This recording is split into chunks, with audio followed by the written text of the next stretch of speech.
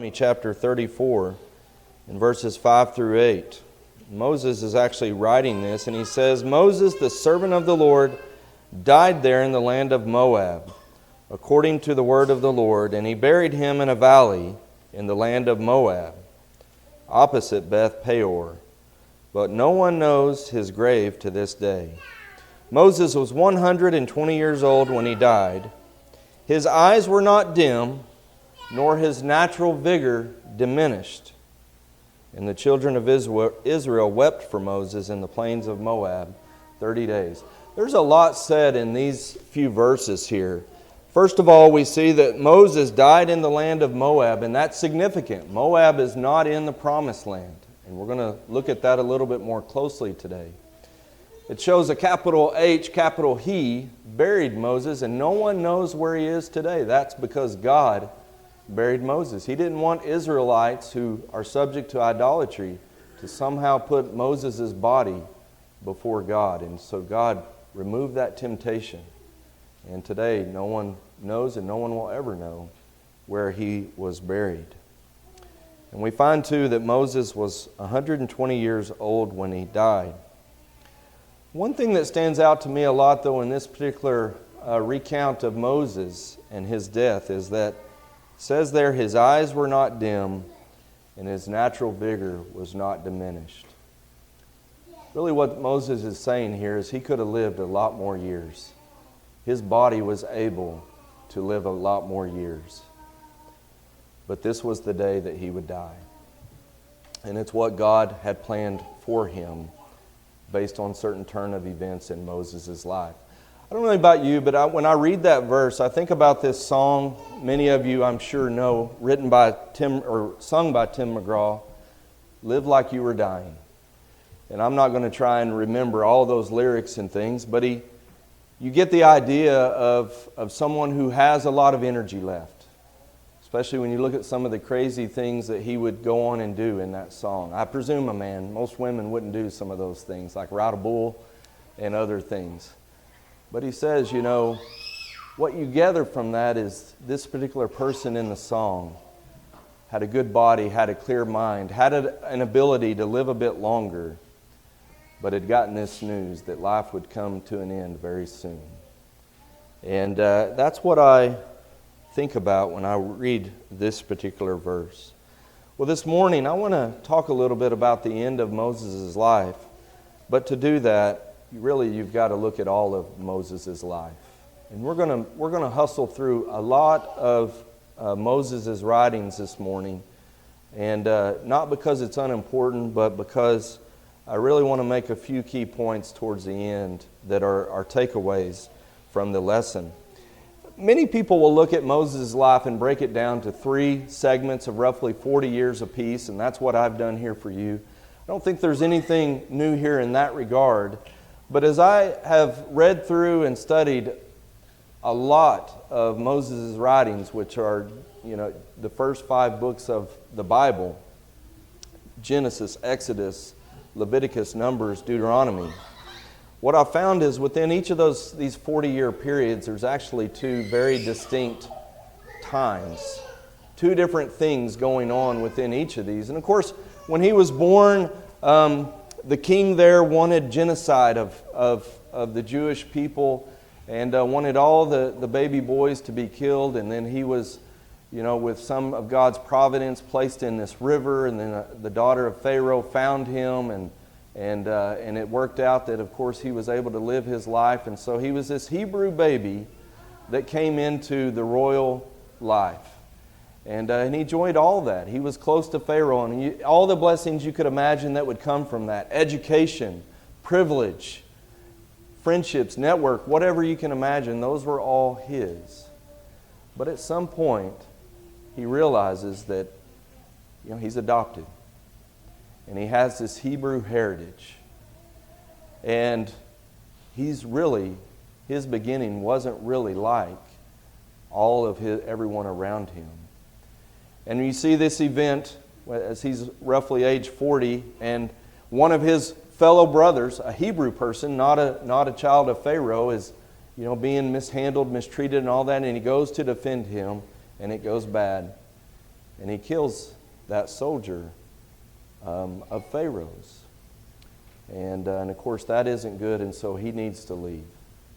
And he exits Egypt. And then he finds himself in this rural area. So now he's not in the urban area of the palace and things, and he's in an area where he feels much more comfortable as a Hebrew. The surroundings feel a little bit better to him, the people and all of that, and he easily finds himself into this life of a shepherd. And he finds some comfort not being in Egypt, but being far from Egypt. But then the story of the burning bush happens. So if you've ever wondered, where is that exactly in things? This is it.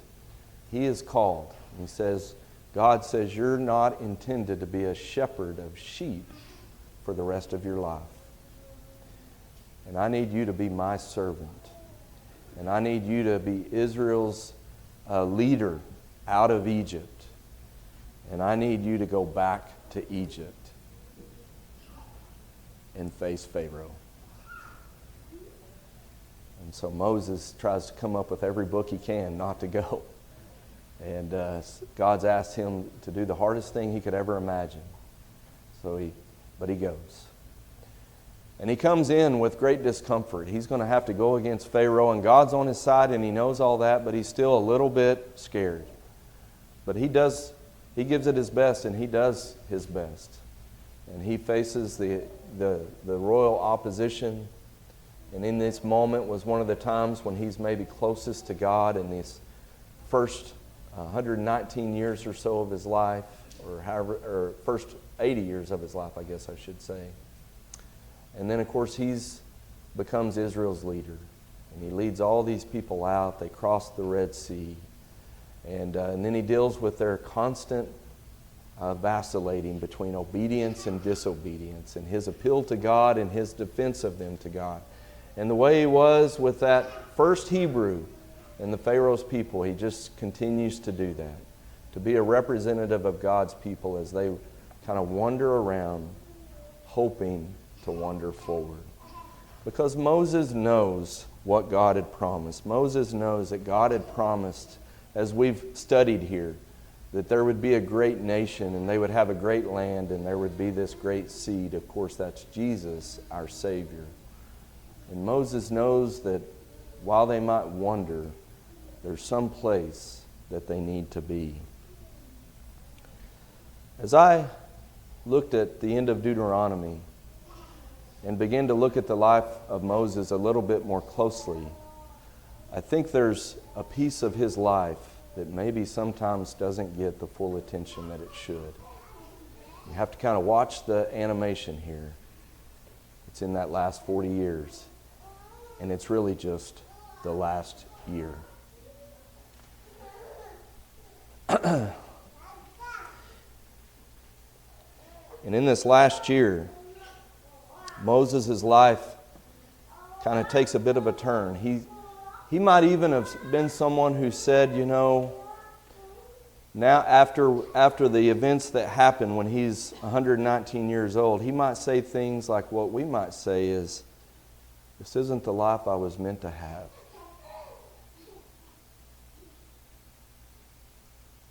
Just wish there would be something else. Well, it all happened here in Numbers 20. That's where that started. Genesis, Exodus, Leviticus, Numbers, chapter 20. And the children of Israel here they're thirsty again. And when they get thirsty, they tend to complain, and we would describe it maybe as being hangry and stuff like that. And they go to Moses and complain to him, and why did you bring us out here to die? This is horrible. Might have been bad in Egypt, but it was better than where we are now. And Moses goes and represents them to God, and God says in Numbers chapter 20 and verse 7, he says, the Lord spoke to Moses, and he said, take the rod, you and your brother Aaron, gather the congregation together. Speak to the rock before their eyes, and it will yield its water. Thus you shall bring water for them out of the rock. And give drink to the congregation and their animals. So Moses took the rod from before the Lord as he commanded him. And Moses and Aaron gathered the assembly together before the rock, And he said to them, Hear now, you rebels! Must we bring water for you out of this rock? Then Moses lifted his hand and struck the rock twice with his rod. And water came out abundantly. And the congregation and their animals drank. Then the Lord spoke to Moses and Aaron, Because you did not believe me, to hallow me in the eyes of the children of Israel. Therefore you shall not bring this assembly into the land which I have given them. There's several things going on here. You know, God, first of all, tells Moses and Aaron to speak to the rock, and water will come forward. What you saw played out, what we just read there is Moses and Aaron didn't exactly keep up their part of the deal, but God did. And in this moment, you see an illustration of what James talks about in James 2 and verse 13, that when mercy and judgment collide, mercy triumphs. And in this moment, it would have been easy for God to say, deal's off. No water, you all die within 3 days, because I know the human body won't last that long. But He doesn't. He gives them the water. The other thing is, you might think this is kind of minor. Like He told them to speak, but they hit the rock. Seems like not a big deal. The reason I emphasize the word we is because pronouns matter. And we live in a world today where people want to change what pronouns are and what they mean, but pronouns are used in the Bible all the way back even to this time, and they matter. And Moses said, do we have to give you water? Who's giving the water here, folks and friends? It's God, right? And He just kind of shifted the focus. And then the rod was just kind of extra. So it's kind of the icing on the cake. And then not just once, but we'll just go ahead and hit it a couple of times. So you know that we've got the stick of power. So this was pretty significant. I think if we were there, we would see something different than maybe just reading a few passages and a minor error. And then, of course, the punishment comes forth in verse 12, which we read. If you were to jump down to verse 22 and 28, they're now at the base of Mount Hor, and God says, Aaron, your time's up. It's the end of the road. And your life ends here. And that's it. But Moses, we're not really told when his time would end. What he does know is he is not going to go in the promised land. Most people believe that this timeline from when they struck the rock to when Moses died, as we read in our beginning, is about a year. Roughly one spring to another spring. And it's fascinating to me to think, what would Moses do after he's been disciplined, after he's been judged for this one action? Goes back to the song. He's going to live like he's dying. And what we find after Numbers 20 is actually a lot. It's 1 year, but it is a wealth of information. First of all, we see that the punishment's there. And this morning I'm not going to go into the difference between a punishment and a consequence, but I'll just say a punishment is something that is decided and done as a response to someone's actions that are contrary to what they should have done. Consequence is just something that can kind of flow out of something that happened. You can get ChatGPT or other things and get you a deeper understanding of that. Well, it's real clear here that Aaron was going to suffer a premature death. For Moses, what we're going to see this morning is he was going to be given a different life to lead until his life ended. And when you look at the Pentateuch, these five books there are 50 chapters that Moses devotes to this 1 year of his life. Genesis covers maybe a couple thousand plus years. You look at Moses' life from Exodus to Deuteronomy, about a little over half, 55% is the first 119 years. 45%, almost 50% is devoted to this 1 year of his life. That's significant. That's a big deal, folks. I don't know how you would write your life, how you would sum your life, but if you were going to spend half the time explaining 1 year out of 70 or 80 years, but in this case 120 years, it's significant. And it's hard not to think about what's going on in all of these chapters.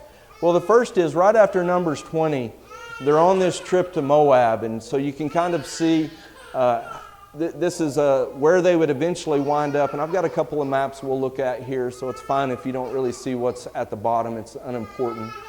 But they've been in the Mount Hor where Aaron died.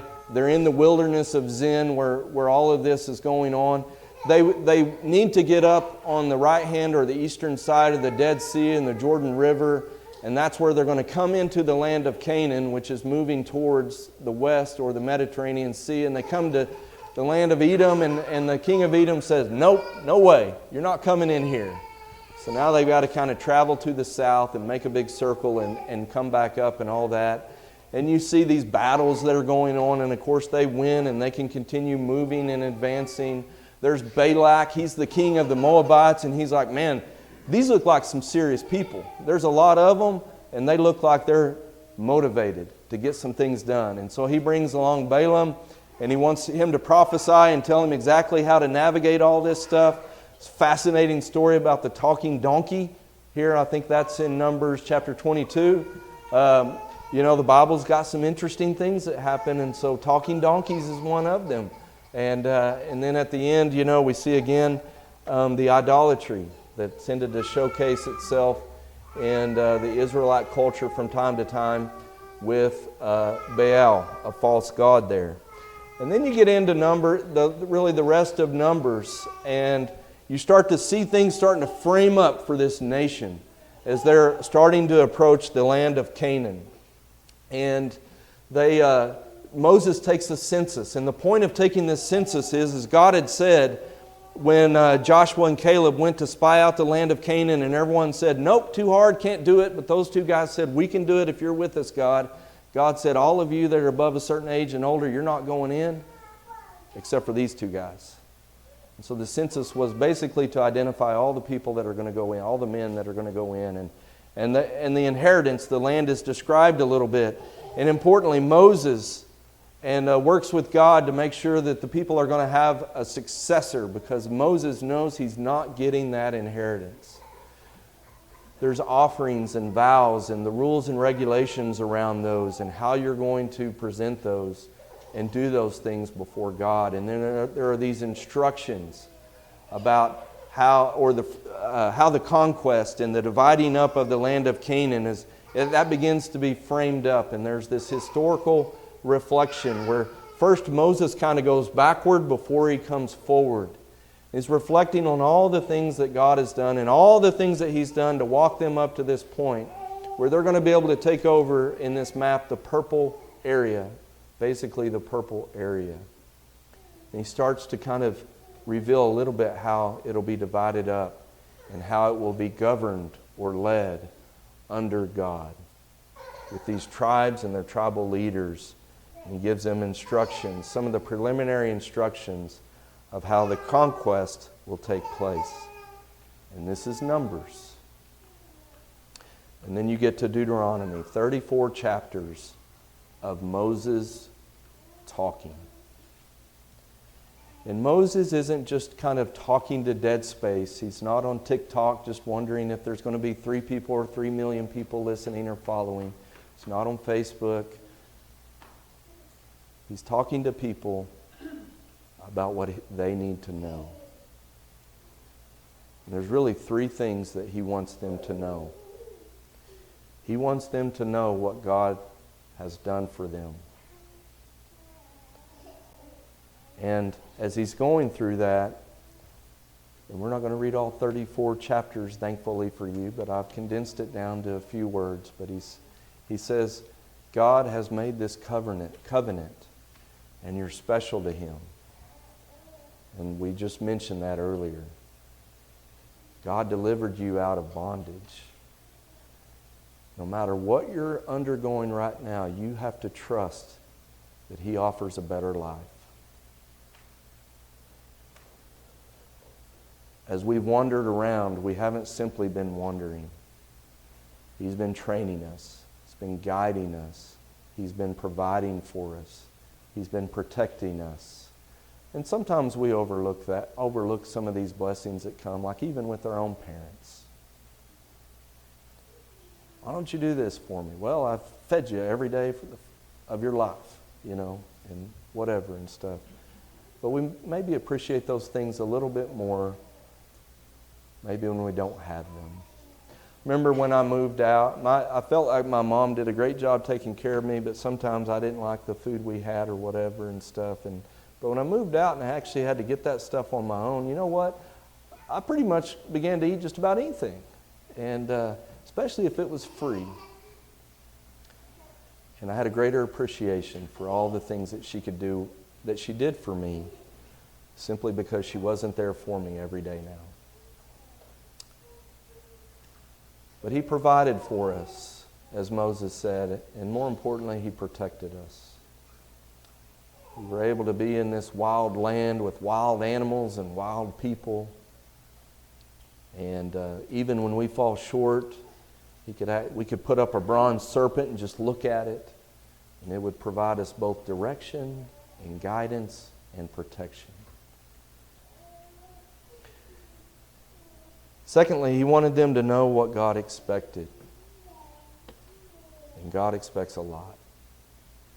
God provides a lot, and He expects a lot. He expects you to hold Him above all else. Be reverent. And He's the only spiritual father you'll ever have. And He's the only person you should describe as a spiritual father. Not anyone else on earth. You can have an earthly father, earthly dad. We all do somehow. But you need to reverence Him. Hold Him with great reverence. You need to remember Him. You need to obey Him. You need to realize that He has a chosen people. And back then it was the children of Israel. Today it's those who desire to wear the name of Christ. To know Christ, to love Christ, to follow Christ, to share Christ, and to defend Christ at all cost with the greatest reverence, remembrance, and obedience, not with how I want to define Christ. He expects to deliver great blessings when we are faithful. And maybe we can't envision everything like that as we think about heaven. But the blessings aren't always promised here on earth. And Moses was learning that as he was writing this. But they are promised eternally in heaven. God expects us to reflect on our life and reflect on our circumstances. And reflect not in a way that's going to bring us down or separate us or cause us to be worse, but to reflect in a way that leads to growth. To learn from what our past is and to grow from it. He expects to be worshiped. He expects to offer rewards. He expects to offer punishment when failure or sin happens. He expects us to be generous. And morality, basic morality, that's kind of like table stakes. That's an expectation. So you need to be a good person. In other words, you can't just try to say, I'm following all these legal rules and all that, and I can just be a jerk any other time that I'm doing that. And so that's just kind of a brief summary of a lot of Deuteronomy. And I hope you'll appreciate that I summarized that as quickly as I can. But then he talks a little bit about what God's going to do. So the way I summarize that is God's going to give you the choice to live the life that you want to live. And there's going to come moments in your life, fork in the road, crossroads, however you want to look at it. And Moses faced one at that rock. And you're going to have a choice to make. And you're going to go down a path that maybe leads to blessings or leads to punishment. And so those are consequences. And then the other thing is, again, don't forget, there's this covenant. And so the promised land for us is not Over in the Middle East area next to the Mediterranean Sea, it's heaven. And our prophet isn't Moses. Our prophet is Jesus. He's the high priest. And we are a royal priesthood, as Peter wrote. We are God's chosen people when we choose to follow Him. And that's what God would do. And so Deuteronomy, these 34 chapters, are all about that. And with all of that context, I have just a handful of observations about this 1 year of Moses' life. And the reason I'm offering this is because I think we all deal with consequences. And that's what defines this 1 year of Moses' life, is living under consequences. And all of this chapter that we summarized very quickly, maybe in 15 or 20 minutes or so, kind of leads to what can we learn from that? Because Moses devoted half of the writing of his life to this time period. You might come up with a different list. This is the list I came up with. And the first one is Moses accepted God's judgment without rebellion. He could have done some of the things I alluded to earlier. He could have dismissed the significance of his sin.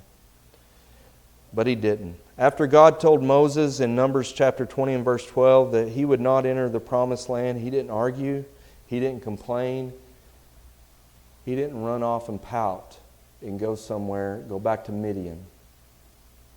Didn't do any of that. He wasn't bitter. He didn't attempt to overturn the verdict. He didn't try to negotiate with God, is what I mean.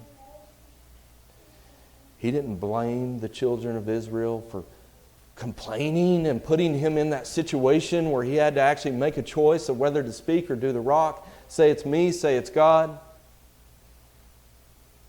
He didn't try to justify himself, just accepted it.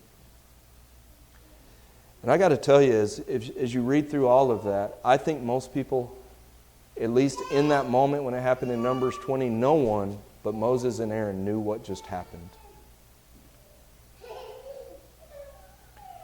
And I think until pretty late in Moses' life, no one knew what was coming. Yeah, we need to find a successor. It ought to be Joshua. Yeah, someday it'll come. And then here we are, we're getting close. Moses says it's not going to be me. It's going to be Joshua. That's quiet acceptance. That's significant. It's remarkable. And we even see leaders at times in the Bible, in the Scripture, push back against God's decision. But Moses did not do that. He offered this humble acceptance of this discipline that he was deserving of. Secondly, he continued to serve faithfully. He continued to lead faithfully, even though, no doubt about it, he was disappointed. You know, we do that, right? We have our own internal scoreboards, and we can go back and, look at all these great things I did. There's at least 50, maybe 100, maybe 1,000. Well, there's that one thing. Now, look over here, though. Look at all that and everything. We've been prone to do that. If you're like me, you have and stuff. But Moses, no doubt, was disappointed. Like, really, this one thing could keep me from seeing that. And if he was, you would have never known it. You just would have never known it. And even after he was told he wouldn't enter the promised land, he continued to guide the nation. He continued to intercede for the people. He got on the front lines and fought battles. He taught. He blessed. He prepared the next generation, even though he wasn't going to be there with them. He didn't resign. He didn't retire. He didn't mope. He kept working to the very end, not knowing exactly when that last day would be. If you wanted to go back tonight, if you're inspired by some of what we'll study this morning, So go to the very end of Deuteronomy and take a look at chapter 32 and chapter 33. Chapter 33 is beautiful. He writes all these blessings of the tribes. And in verse 7, I'll just give you an example. He said this of Judah. He says, "Hear, Lord, the voice of Judah, and bring him to his people. Let his hands be sufficient for him, and may you be a help against his enemies." He says, I can't be there, so Judah's going to be there. Give him everything he needs to be successful, please. Let him have the life that I would love to have. Moses teaches that serving God is not really contingent on always getting the outcomes we think we deserve or we hope for. Moses focused on preparing others than just simply fulfilling his own dream. He mentored Joshua. In Numbers chapter 27, verses 15 through 17, it says, Moses spoke to the Lord, saying, "Let the Lord, the God of the spirits of all flesh, set a man over the congregation, who may go out before them and go in before them, who may lead them out and bring them in, that the congregation of the Lord may not be like sheep which have no shepherd." Again, this is between Moses and God, not among a lot of people and a great audience. He says, let's get someone who can do this beyond me. You can decide when it's over with me, but let's make sure there's someone who's going to pick up where I left off and do even better. And whatever I can do to help this man continue to lead the group, I'm happy to do that. He goes on and he explains the law again in Deuteronomy. He doesn't just kind of sit around wondering, watching Netflix and things. Throughout Deuteronomy, he's telling them, this is what you need to remember that God has done for you. This is what you need to remember that He expects. This is what you need to continue to remember what He has promised. And in Deuteronomy chapter 31, it says, beginning with verse 9, Moses wrote this law and delivered it to the priests, the sons of Levi, who bore the ark of the covenant of the Lord, and to all the elders of Israel. And Moses commanded them, saying, at the end of every 7 years, at the appointed time in the year of release, at the Feast of Tabernacles, when all Israel comes to appear before the Lord your God in the place which He chooses, you shall read this law before all Israel and their hearing. He says, I'm not going to be around. I'm going to make a recording. Make sure that people don't forget it. And at least every 7 years, make sure they hear it. And so he strengthened the people. He organized the tribes. And he devoted this final year of his life, leaving a legacy that would not include him. I think we're on number 4 here. Moses did not withdraw from God in this moment, which maybe is natural, but he drew even closer. I don't know what you're thinking about right now as we talk about consequences and things. I think we all have some things in our life that are going on, have gone on or whatever, and we're probably, as many people here, thinking of that many different things and stuff. What I do know, though, is that when tragedy strikes, it kind of does 2 things, particularly to married couples. It brings them closer together or drives them apart. Just because that's what I've seen. And Moses says, I'm going to choose the path that gets closer to God. It's wrong to strike the rock, and that path leads to a place I don't want to be. And I'm going to get closer to God. Many people will drift away after discipline. They'll drift away from their parents. They'll drift away from God. And Moses did the opposite. He spoke to God maybe more than ever during this time. He shows, you see this great inner workings of his mind, intimacy of his thoughts with his sermons in Deuteronomy. And in Deuteronomy 32, which I referenced earlier that you might want to read later, is he writes this song. So he doesn't just write this narrative. He does something like I couldn't do. He writes a song. And he just shows his closeness to God. And maybe this is when he was spiritually richest, when many's would have been chosen a path that led to spiritual deficits. And so at times maybe these challenges of life, these consequences, they can be a catalyst for us. to draw closer to God. He made sure that he continued to enjoy God's favor, even though he was going to live under God's consequences. And so, even though he had disappointed God, he would spend every day that he could trying to remedy that relationship and make things better in God's eyes. And what we see is God still spoke to him as a friend. God still used him in pretty much every work until the day he died. God personally buried him. We find in Jude chapter 1 and verse 9 kind of a weird aside in the Bible where the archangel Michael and the devil are contending for Moses' body. I don't know what that's all about. Maybe you do, and I'm all ears, but it just kind of demonstrates how important Moses was to God. He's got his angel fighting for his body. God allowed him to see the land of Nebo. Allowed him to see, like, you got them here. We got them here. You're not going to go in, but I'll let you see it. I don't know how, but it's a couple hundred miles to the Mediterranean from where he was able to see it, but the Bible says he was able to see it all. Clear day. Probably a bit of a miracle there. And God honored him on the Mount of Transfiguration with Jesus in Matthew chapter 17. So his consequence was severe, but God's love for him was undiminished. Moses obeyed God despite the fact that he had failed God. He realized he needed to change his behavior. In Numbers chapter 20, Moses failed at the rock, but in this last year of his life, he speaks God's words very carefully. He acts precisely as instructed, and he shows no further impulsiveness. And his final chapters reveal a corrected heart and not a continuation in sin.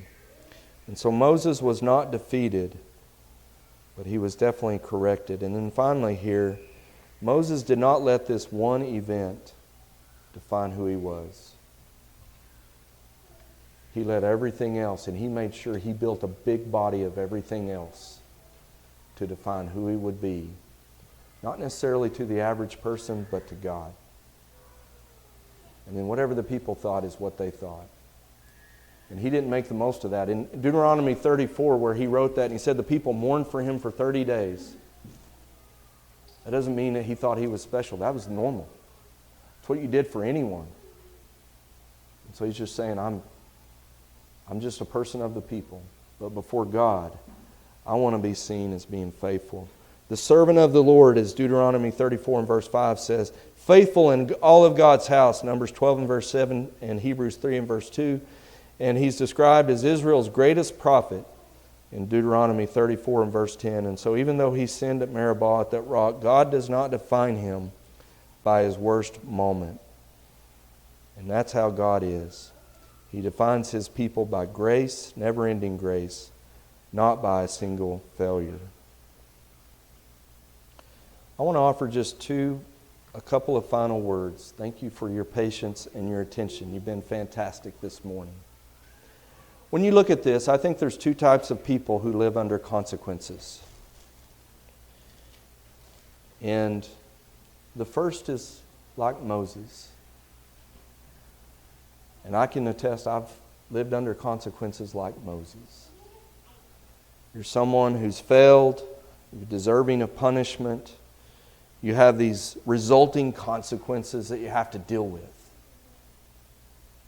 Whatever they look like. Physically, emotionally, spiritually, socially, and all that. There's actually a second that's not like Moses. It's maybe more like Christ. And so, this group